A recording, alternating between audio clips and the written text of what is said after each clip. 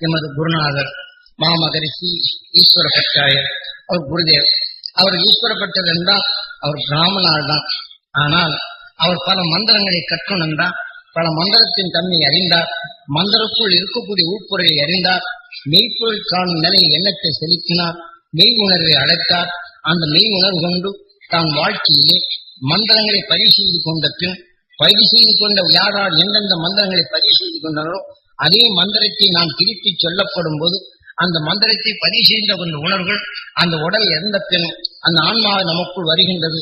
இந்த மனிதனுடைய உடலுக்குத்தான் இது பயன்படுத்த முடியும் என்ற நிலையில் அவர் தெளிவாக அவர் உணர்ந்த அந்த நிலையை கொண்டுதான் இதை போல மந்திரங்கள் எவர் சொன்னாலும் அதை நீ பதிவு செய்யாது.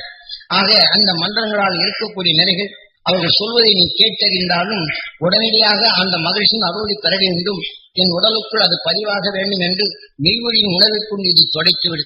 நீ கேட்டு ரசித்து மந்திரம் தானே எந்த நிலைகள் நீ கேட்டு உணர்ந்தாலும் அந்த ஒதிகள் பதிவாகி விடுகின்றது. ஆனால் அது பதிவான பின் அந்த மந்திரவழி கேட்டு உணர நுகர நேரும்.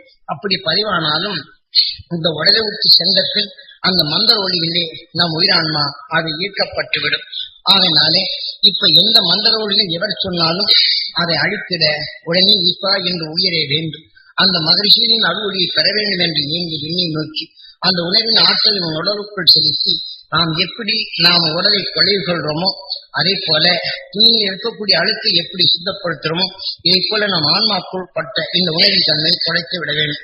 இதே மாதிரி தீயர்களை நாம் எதை கண்டாலும் நாம் வெறுக்கும் நிலையோ வெறுத்திடும் செயலவோ நாம் செயல்படுத்தும் நிலைகள் நாம் நுகர்வதை தான் நம் உயிர் இயக்குகின்றது. அது அழுக்காக சேர்த்து நல்ல உணவினை இயக்காது நம் உடலின் தன்மை ஜீவன் பெற்று விடுகின்றது. ஆக நல்லதை செயல்படும் தன்மை தடுக்கும் இந்த நிலையை உடனடியாக இந்த ஆத்ம சுத்தி என்ற நிலைகள் கொண்டு விண்ணை நோக்கி ஏகி இந்த உணவின் தன்மை இது தொடைத்து விடு என்ற இந்த நிலையை அந்த ஆன்ம சுத்தி என்ற நிலையை கிழிவுற உடைத்தினார்.